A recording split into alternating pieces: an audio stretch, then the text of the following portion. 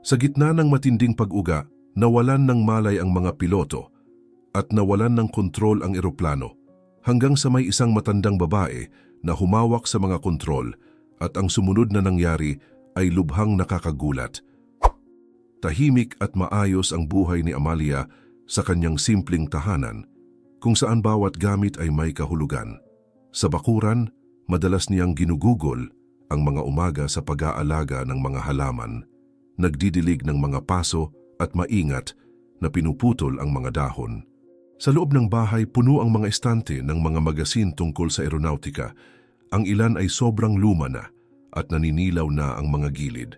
Madalas ding nakabukas ang telebisyon na nagpapalabas ng mga dokumentaryo tungkol sa mga eroplano at may isang laruan ng eroplano, malinis at maayos ang kondisyon na nakadisplay sa sala. Nang araw na iyon, sabik na hinihintay ni Amalia ang pagdating ni Leandro, ang kanyang 18 taong gulang na apo na magbabakasyon sa kanila. Bumaba ito mula sa kotse na may backpack sa likod at may tamad ng ngiti. "Oivo," bati niya habang pumapasok at tumitingin-tingin sa paligid. "Parang museo ng eroplano dito." Tinaas ni Amalia ang isang kilay at sumagot, "Hindi ito museo, bata. Koleksyon ko yan." Dinampot niya ang laruan ng eroplano at pinaikot-ikot sa kamay, natatawa. "Pati laruan ng eroplano meron ka? Seryoso ka masyado dito, ah?" Nakatiklop ang mga braso ni Amalia nang sagutin siya, "Hindi yan laruan, alaala yan. Mas mahalaga pa yan kaysa iniisip mo." Matapos ilapag ang backpack sa sopa, nagsimula siyang maglibot. "Grabe, ang dami mong magasin at itong mga DVD, puro tungkol sa eroplano?" Ngumiti si Amalia, hindi inaalis ang tingin sa kanya. "Oo, bawat isa dyan may maituturo. Kapag pinanood mo, mas marami kang matututuhan kaysa inaakala mo." Maya-maya pumunta siya sa kusina at tinawag, "Halika, tulungan mo ko maghanda ng tanghalian, Leandro." Lumapit siya at kumuha ng kutsilyo, nagsimulang maghiwa ng kamatis. "Pero sabihin mo nga, bakit ganyan ka ka-obsessed sa eroplano? Wala pa akong nakilalang ganyang kaadik." Sandaling tumigil si Amalia, nakapatong ang mga kamay sa mesa. "Pilotong pangkomersyo ang tatay ko. Noong bata ako, dinadala niya ako sa cockpit. Pinagmamasdan ko yung mga pindutan at nangangarap na maging katulad niya." Naghiwa pa ng isa pang piraso si Leandro at nagtanong, "Bakit hindi ka naging piloto?" Napabuntong hininga siya at sumagot, "Hindi niya ako pinayagan." Sabi niya, delikado at trabaho lang daw yon ng lalaki. Sumunod ako, pero hindi nawala sa isip ko ang pangarap. Umiling ang apo. Kalokohan yon. Kung ngayon siguro, hindi niya nakayang sabihin yon. Ngumiti lang si Amalia. "Siguro nga, pero iba ang panahon noon. Bago tayo magpatuloy, may hiling kami sa inyo. Ibinabahagi namin ang mga kwentong ito ng libre at para magpatuloy kami, sana'y mag-iwan kayo ng like at mag-subscribe. I-comment din kung saang syudad kayo nanonood ng kwentong ito. Maraming salamat at magpapatuloy na tayo." Matapos ang tanghalian, lumabas silang maglakad sa paligid ng barangay. Kumakaway si Amalia sa mga kapitbahay habang napapansin ni Leandro na tila kilala niya ang lahat. Sa isang sandali, itinuro niya ang eroplano sa malayo. Modelong panggitnang saklaw yan. "Malamang papunta sa paliparan." Napatawa si Leandro. "Alam mo pa ang modelo, seryoso ka talaga dito, no?" Sumagot siya, "Kapag mahal mo ang isang bagay, natututo ka ng bawat detalye." Pagsapit ng hapon, tumunog ang telepono. Sinagot ni Amalia at inilagay sa speaker. Si Lucinda ito, nagtatanong kung ayos lang sila. "Ayos lang, ma," sagot ni Leandro. "Inaalagaan ako ni Vo." Dinagdagan ni Amalia, "Maayos naman siya, sa ngayon." Tumawa si Lucinda sa kabilang linya at pinaalalahanan silang mag-ingat. Kinagabihan habang kumakain, biglang namatay ang ilaw. Napatayo si Leandro, nagulat. "Grabe, nawalan ng kuryente." Lumapit si Amalia sa aparador at bumalik na may dalang kandila. "Hindi ito unang beses. Noong bata ako, ilang oras kaming walang kuryente. Sinasamantala yon ng tatay ko para magkwento ng mga karanasan sa paglipad." Naging curious si Leandro. "May naikwento ba siyang mahirap na paglapag?" Ngumiti siya. "Marami. At sa bawat kwento niya, mas lalo kong gustong maging katulad niya." Pagbalik ng kuryente, may nakita si Leandro na lumang kahon sa sulok ng sala. "Ano to?" tanong niya habang binubuksan. Nasa loob ang mga lumang litrato. May isa siyang kinuha kung saan kasama ni Amalia ang isang matangkad na lalaking nakauniforme ng piloto. May eroplano sa likuran. Tatay mo ito? Kinuha niya ang litrato, tinitigan sandali at tumango. Oo, siya ang unang nagpakita sa akin ng langit. Habang lumilipas ang oras, nakaupo na si Leandro sa sopa abala sa cellphone. Umupo si Amalia sa tabi niya, nagbabasa ng magasin tungkol sa eroplano. Tingnan mo to, sabi niya, tinuturo ang isang artikulo tungkol sa bagong teknolohiya sa mga sasakyang panghimpapawid. Antok na si Leandro kaya sumagot na lang, mamaya mo na ipakita, Vo. Maya-maya, nakatulog na siya sa sopa. Isinara ni Amalia ang magasin at tinitigan ang natutulog na apo. Darating ang araw na maiintindihan mo ito, apo ko. Mahinang bulong niya. Bago muling buksan ang magasin, may halong lambing at pag-alala sa mga mata. Kinabukasan ng umaga, sumisilip na ang araw sa bintana ng kusina habang gising na si Amalia, inaayos ang mga nakakalat sa sala. Dumating si Leandro, nag-aantok pa at iniabot niya rito ang basahan. Halika, tulungan mo kong magpunas ng mga estante. Parang ilang buwan na akong hindi nakapaglinis dito. Natatawa siyang nagsimula. Vo, dinala mo ko dito para lang maging katulong? Ngumiti si Amalia. Hindi, pero habang nandito ka, mabuti na ring tumulong ka. Malay mo, matuto ka ring alagaan ang mga bagay na sa iyo. Habang naglilinis sila, nagkomento siya. Alam mo, gusto ko pa sanang natulungan kitang magdesisyon kung ano ang kukunin mo sa kolehiyo. Napabuntong hininga si Leandro at sumagot. Wala pa rin akong ideya, Vo. Isang bagay ang naiisip ko ngayon, iba na naman bukas. Parang wala talagang tama. Inilapag ni Amalia ang basahan sandali at tumingin sa kanya. Kaya isipin mo kung ano ang mahal mo talagang gawin. Huwag ka lang pumili dahil sa pera. Pumili ka ng magbibigay sa iyo ng dahilan para gumising araw-araw.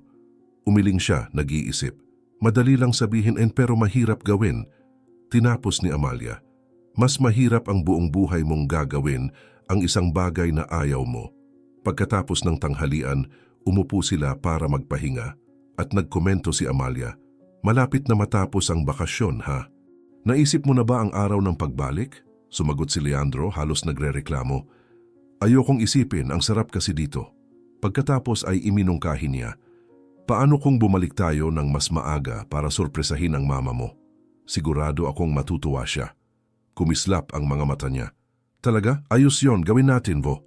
Sa mga sumunod na araw, nagsimula silang magplano. Sa computer, naghanap sila ng mga flight at pumili ng isa na darating sa simula ng gabi. Nang mabili na ang mga tiket, natuwa si Leandro. Sa may bintana ako, ha? Gusto kong makita lahat mula take-off hanggang landing. Natawa si Amalia. Kailangan mong makipag-agawan sa ibang pasahero pero susubukan natin. Habang nag-iimpake sila, napansin ni Leandro nang buksan ni Amalia ang isang drawer at kumuha ng maliit na kahon.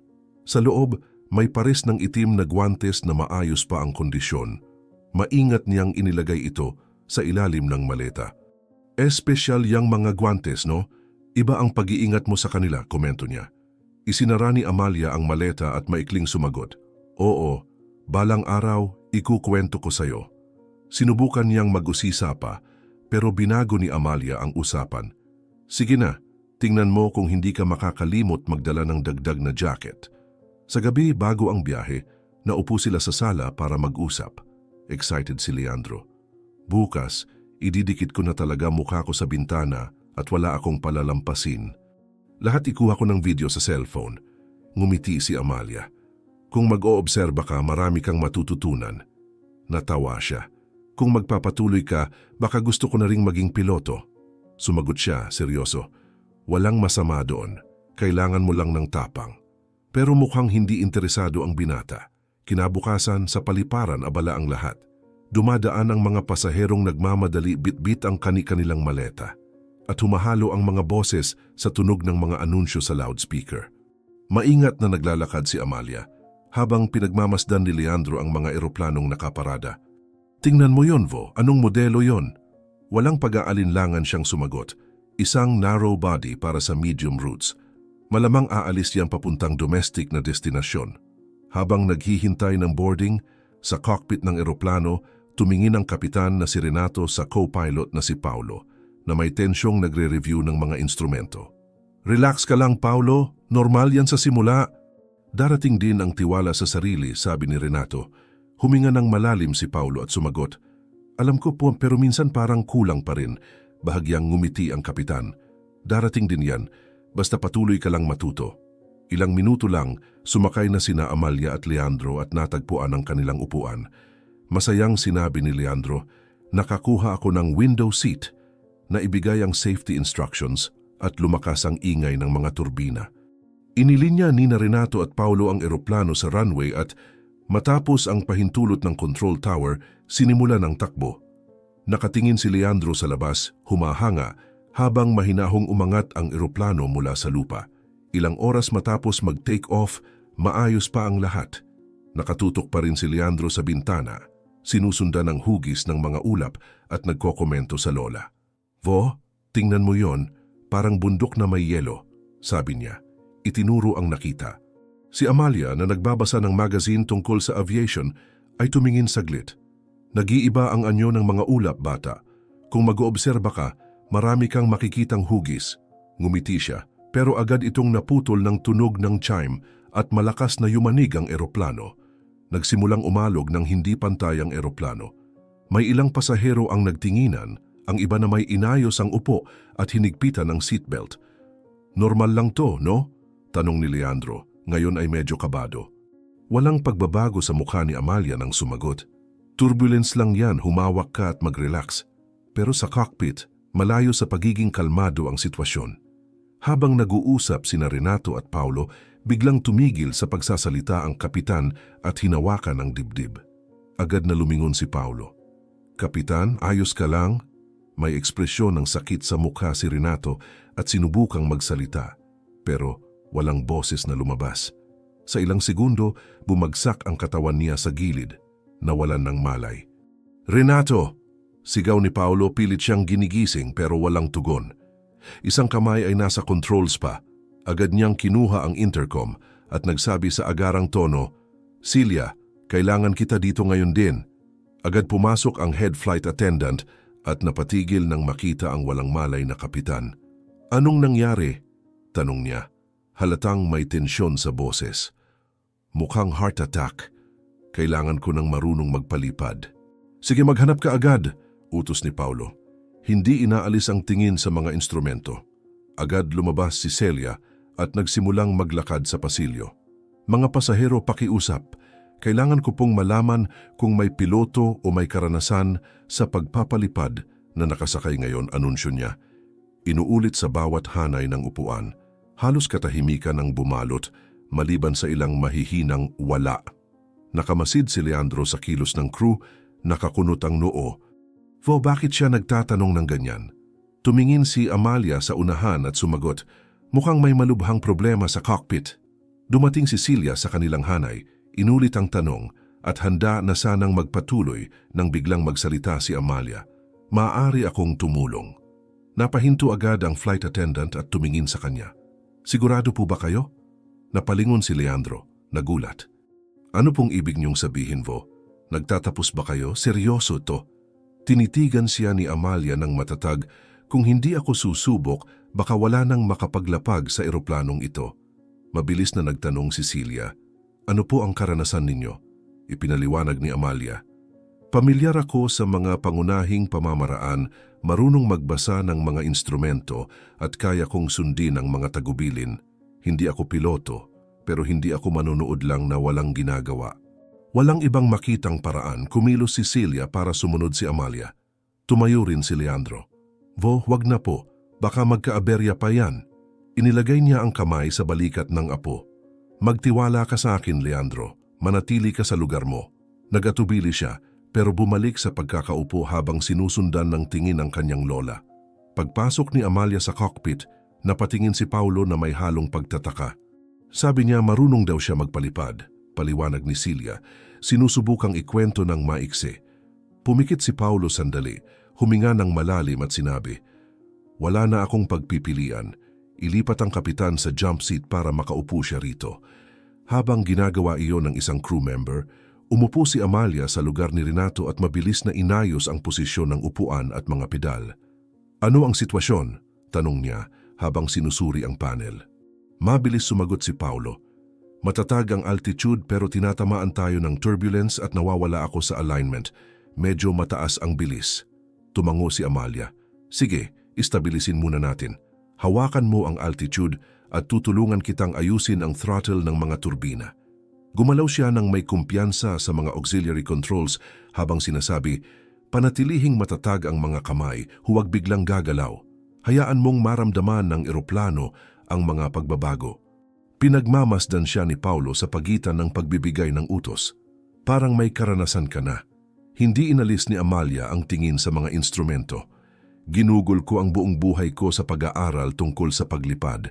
Hindi pa ako nakapagpalipad ng totoong eroplano, pero sapat ang alam ko para maintindihan ang ginagawa natin. Unti-unting naging mas maayos ang tugon ng eroplano. Humupa ang panginginig at natahimik ang mga alarma. "Nai-stabilize na tayo," sabi ni Paulo. "Mas may kumpiyansa na." Kinumpirma ni Amalia. "Maganda, ngayon tawagin natin ang control tower." Kinuha ni Paulo ang radyo at nag-transmit, "Dito ang Flight 136, incapacitated ang kapitan. Kasama ko ang isang pasaherong matanda na may kaalaman sa paglipad at tinutulungan akong magmaneho." Sa kabilang linya, nagkaroon ng ilang segundong katahimikan bago sumagot ang controller na may halong gulat at pagkaapurahan. Ulitin ang huling sinabi. Inulit ni Paulo at kinumpirma ng tower. "Naintindihan.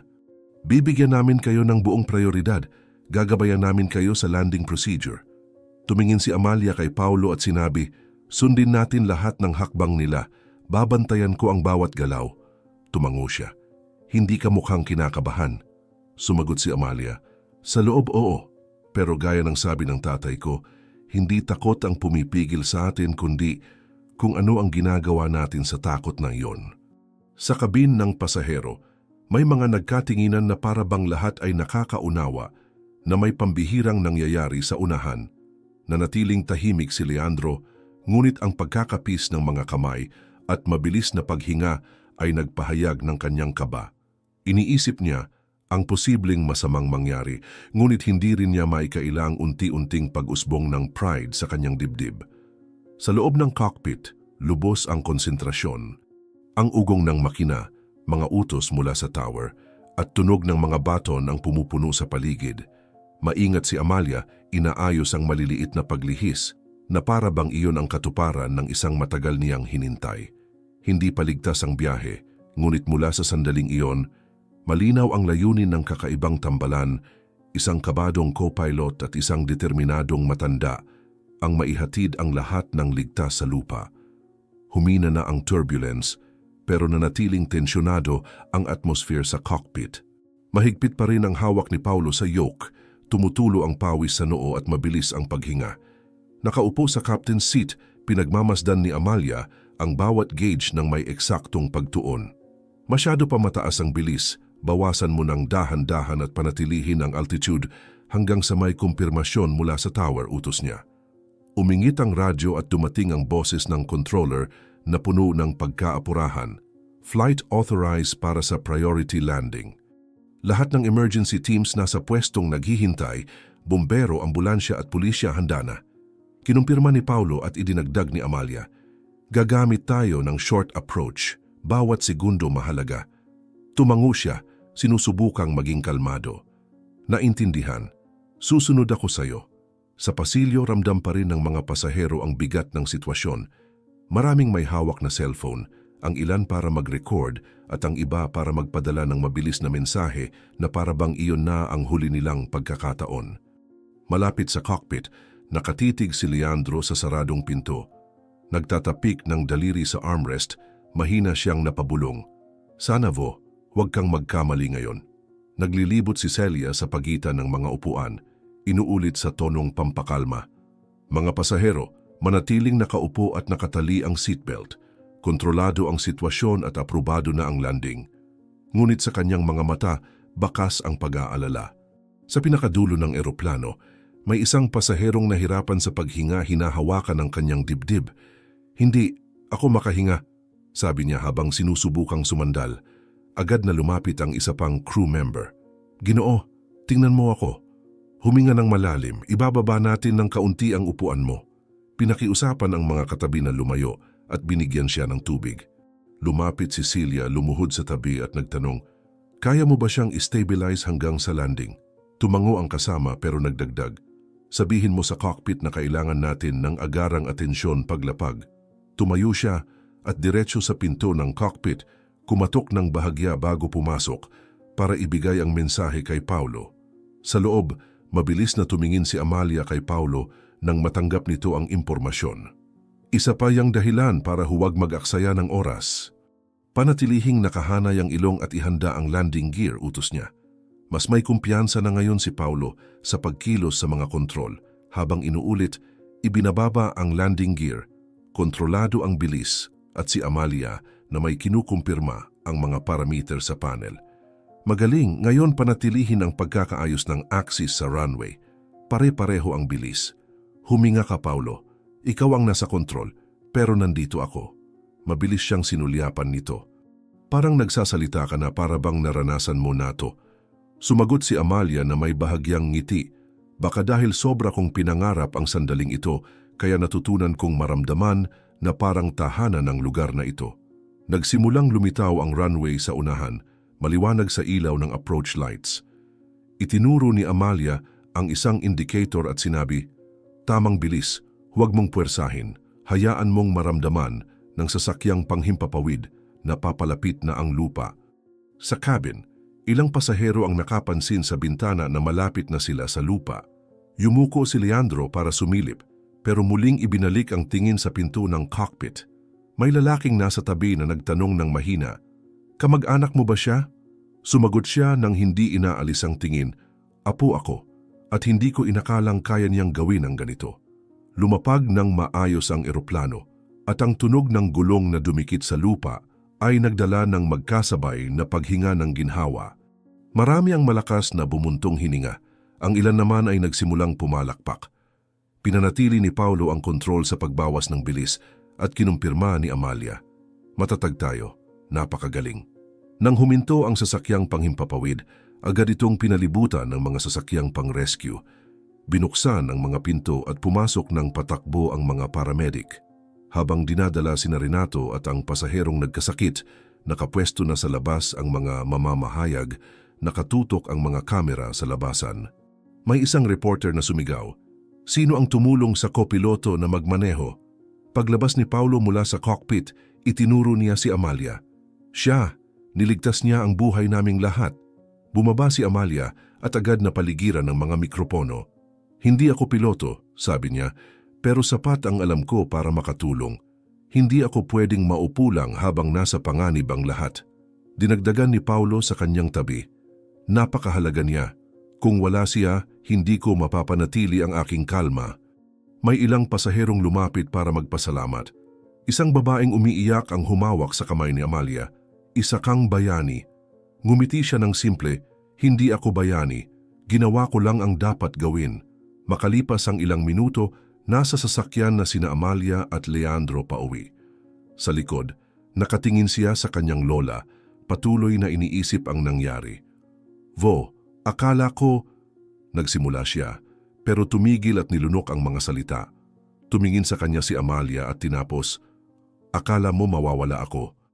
At akala ko rin mawawala ang napakaraming tao. Pero hanggat may magagawa tayo, sulit na subukan." Malalim ang hinga ni Leandro, may kalahating ngiti.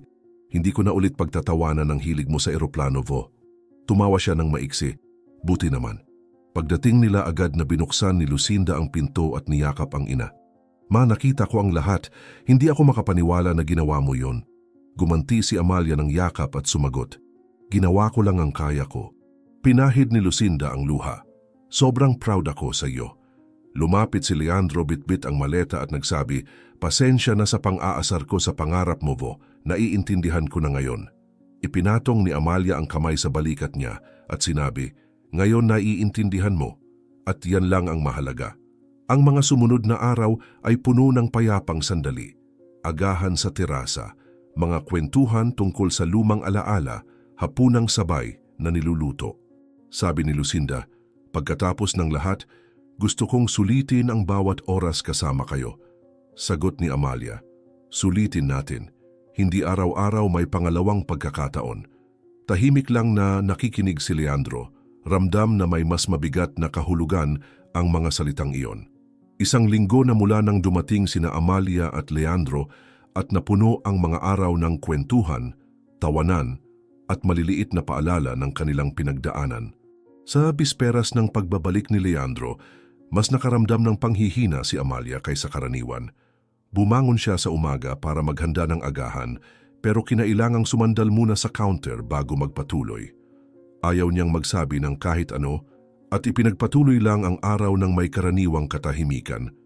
Napansin naman ni Lucinda na mas maputla ang ina at mas mabagal kumilos. "Ma, sa tingin ko mas mabuting magpahinga muna kayo ngayon," sabi niya. Pilit tinatago ang pag-aalala. Sumagot si Amalia na may mahina ngunit magiliw ng ngiti. "Wala to, kailangan ko lang umupo sandali." Sa kalagitnaan ng hapon, tumunog ang telepono. Sinagot ito ni Lucinda at agad iniabot sa ina, sinasabing si Paulo ang nasa linya. Inilapit ni Amalia ang telepono sa tainga at narinig ang boses niyang may halong emosyon. "Kailangan ko lang tumawag para magpasalamat ulit. Naikwento ko na sa napakaraming tao ang nangyari at hindi pa rin ako makapaniwala sa kalma mo noong sandaling iyon. Niligtas mo ang buhay naming lahat," sabi niya. Mahinang natawa si Amalia at sumagot, "Ginawa ko lang ang sa tingin ko ay tama, matapang ka rin, at sana magpatuloy ka sa pagpapalipad, Paulo. Kailangan ng mundo ang mga taong hindi sumusuko sa pinakamahirap na sandali." Bago magpaalam, muli niyang sinabi na hinding-hindi niya ito makakalimutan. Maya-maya, habang nagpapahinga sa sala, nagsimulang magpatugtog sa telebisyon ang isang espesyal na ulat tungkol sa insidente sa flight.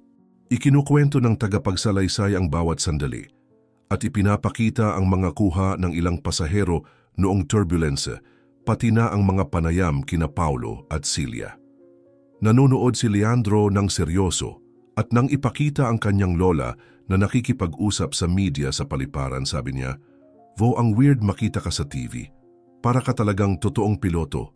Tumawa siya at sumagot, "Hindi ko kailangan ng uniforme para malaman kung ano ang mahal ko, bata." Nakaupo si Lucinda sa tabi, hinawakan ng kamay ng ina at sinabi, "Ginawa mo ang isang bagay na kakaunti lang ang may lakas ng loob na gawin. Buti na lang nandito ka para ikwento ito." Nang magsimulang lumubog ang araw, tinawag ni Amalia si Leandro sa kwarto dahil may nais siyang ibigay dito. Sumunod siya, may halong pagtataka at nakita niyang kinuha nito mula sa maleta ang isang pouch na gawa sa tela. Sa loob ay naroon ang mga itim na gloves sa paglipad na nakita na niya bago pa sila bumiyahe. Hinawakan ni Amalia ang mga gloves sandali, tinititigan ng mga ito na para bang binabalikan ang mga alaala at sinabi, "Gusto kong iyon na ito. Kasama ko na sila mula noong kabataan ko at pinaalala nila sa akin na kahit hindi natin magawa ang isang pangarap, maaari pa rin natin itong dalhin sa ating puso." Maingat na kinuha ni Leandro ang regalo at nagtanong, "Sigurado ka ba? Napaka-importante nito sa iyo." Tumango si Amalia, "Oo, gusto kong kapag nakita mo sila, maalala mo na hindi kailanman huli para sumubok ng bago at kapag hiningi ng buhay ang tapang, sagutin mo ito ng walang takot." Mahigpit niya itong niyakap, ramdam ang emosyon sa tinig nito. Pagkatapos ng hapunan, iginiit ni Lucinda na matulog ng maaga ang ina. Pumayag si Amalia at pumasok sa kwarto. Sinasabing medyo pagod lang siya. Lumapit pa si Leandro sa pinto para magpaalam bago manood ng telebisyon at narinig mula rito ang simpleng, "Magandang gabi, apo." Kinabukasan, pumapasok ang liwanag ng araw sa bintana nang magising si Leandro. Bumangon siya at dumiretso sa kwarto ng lola, kumatok bago pumasok. Tinawag niya ito ng 2 beses, ngunit walang tugon. Nang lapitan ng kama, nakita niyang nakatagilid itong nakahiga. May payapang mukha na parang natutulog lamang. Hinawakan niya ang balikat nito at naramdaman ang lamig ng balat. "Vo?" Mahina niyang nasabi, nanginginig ang boses bago tuluyang naunawaan ang nangyari. Napaatras siya sa pagkabigla. Mabilis na dumating si Lucinda, nag-aalala sa tono ng boses ng anak.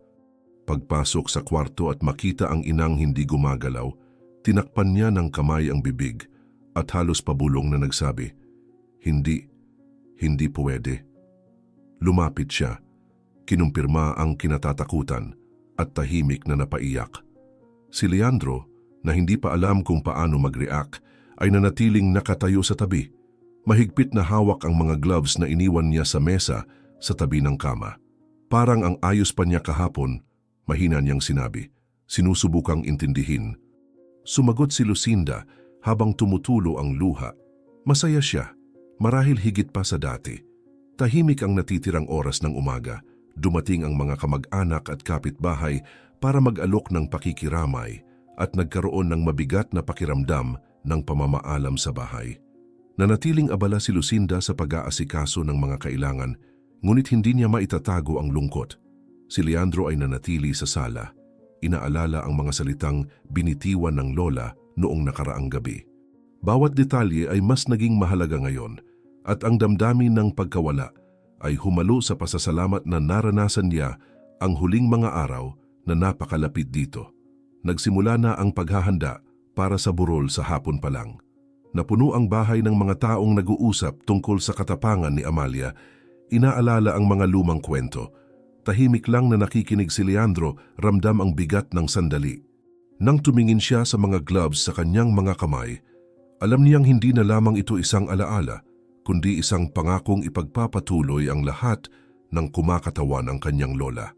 Idinaos ang burol ni Amalia sa isang simpleng bulwagan, ngunit puno ng mga bulaklak at ng mga taong dumating upang magbigay ng huling respeto. Mabigat ang damdamin sa paligid at sa bawat yakap ay tila unti-unting nadudurog si Lucinda. Ang mga kamag-anak at kakilala ay nagkukuwento tungkol sa nangyari sa biyahe. Inaalala ang tapang na ipinakita nito nang siya ang humawak sa controls ng eroplano. Hindi ko akalaing kayang gawin niyon ni tita, sabi ng isang kapitbahay, habang ang isa na may nagkomento na mananatili sa alaala ng lahat ang kwentong iyon. Malapit sa kabaong, isang crew mula sa TV ang nag-aayos ng mga kamera at mikropono, kinukuna ng pamamaalam para sa isang espesyal na ulat. Sa mababang tinig, ikinuwento ng reporter kung paano naging huwaran si Amalia ng tapang at determinasyon, hindi lamang para sa mga pasahero ng biyahe, kundi para sa lahat ng nakarinig ng kanyang kwento. Nang makita ang mga kamera, sinubukan ni Lucinda na manatiling matatag, ngunit kitang-kita sa kanyang mapupulang mata ang tindi ng kanyang pagdurusa. Si Leandro, nakaupo sa isang sulok, ay tahimik na nagmamasid, hawak-hawak pa rin ang mga gloves. Para bang bahagi ito ng kanyang lola, mahigpit niyang pinipisil ang tela sa pagitan ng kanyang mga daliri. Sa sandaling iyon, pumasok ang isang delivery man sa bulwagan na may dalang malaking korona ng puting bulaklak. Sa laso nito, nakasulat, "Walang hanggang pasasalamat." Nakalagay sa pagitan ng mga bulaklak ang isang sulat at binasa ito ni Lucinda ng mahina, "Salamat sa pagliligtas sa aming mga buhay. Hinding-hindi ka malilimutan, Paulo." Ipinasara niya ang mga mata ng ilang segundo at nagsabi, hindi niya kailanman malilimutan ang ginawa ni Mama. Maya-maya, nakatanggap si Lucinda ng mensahe sa cellphone. Galing ito kay Celia, ang flight attendant, na natagpuan ang profile ni Lucinda sa isang social media site. Sinabi sa mensahe na siya at ang buong tripulante ay nananalangin para sa pamilya at na si Amalia ay naging huwaran para sa lahat sa biyahe. Hiniling din ni Celia na kung maaari, sana ay pumayag sina Leandro at Lucinda na magkita sila balang araw upang magkwentuhan at alalahanin ng magkasama ang mga nangyari. Ipinakita ni Lucinda ang mensahe sa anak na tahimik na tumango, sinasabing gusto rin niyang personal na magpasalamat. Mas huli habang humuhupa na ang galaw at mas tumatahimik ang bulwagan, lumapit si Leandro sa kanyang ina. Nakaupo ito, nakayuko, may mabigat na anyo sa mukha. Hinila niya ang isang upuan at naupo sa tabi, nagsalita ng maingat. "Ma, may gusto sana akong sabihin sa'yo, nakapagdesisyon na ako. Alam ko na matagal nang pangarap ni Vo na maging piloto pero hindi niya nakamit at ngayon gusto kong tuparin ang pangarap na yun para sa kanya. Mag-aaral ako ng aviation sa kolehiyo." Napatingala si Lucinda sa kanya, nagulat, at ilang segundo ring natahimik bago sumagot. "Sigurado ka ba, anak? Malaking desisyon yan, babago nito ang buong buhay mo," sabi niya. Medyo nanginginig ang tinig. Huminga ng malalim si Leandro at sumagot, Hindi pa ako naging ganito kasigurado sa kahit ano. Gusto kong sundan ang mga itinuro niya sa akin. Gusto kong magkaroon ng tapang gaya ng ipinakita niya at sa bawat paglipad ko, maaalala ko siya at ang ginawa niya para sa lahat ng taong iyon. Tinaas ni Lucinda ang kamay sa mukha, bakas ang emosyon at sinabi, "Kung yan ang gusto mo, susuportahan kita. Matutuwa ng sobra ang lola mo kapag nalaman niyang ganyan ka na kadesisido." Yumakap silang mahigpit at sa sandaling iyon, napalitan ng layunin ang bigat ng kalungkutan.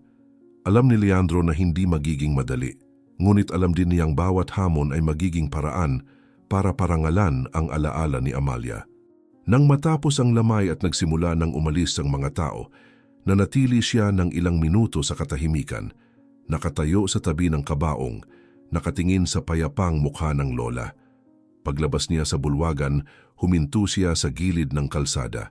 Malinaw ang langit at ang mahinang tunog ng eroplanong lumilipad sa malayo ay bumasag sa katahimikan. Hinawakan ni Leandro ng mas mahigpit ang mga guwantes at tumingala, dama ang halong pananabik at determinasyon. Napansin ni Lucinda ang kilos niya, kaya lumapit ito at ipinatong ang kamay sa kanyang balikat. "Bantay ka ng lola mo, Leandro," sabi nito. Pilit pinipigil ang luha. Sumagot siya, "Alam ko, ma, at sisiguraduhin kong sulit ang bawat itinuro niya sa akin." Sa huling pagtingin sa langit, huminga siya ng malalim at naglakad sa tabi ng kanyang ina, handang tuparin ang desisyong magbabago sa takbo ng kanyang buhay. Maraming salamat sa pananatili hanggang dito. Sa isang mundong napakaraming sakit ang dumadaan ng walang nakapapansin, pinili mong makinig hanggang sa huli. Kung nadama mo ang kwentong ito, mag-subscribe ka. Malaking tulong ito para maipagpatuloy naming magbahagi ng mga totoong salaysay na karapat-dapat ikwento. I-comment mo kung saan ka nanonood. At kung maaari, i-share mo.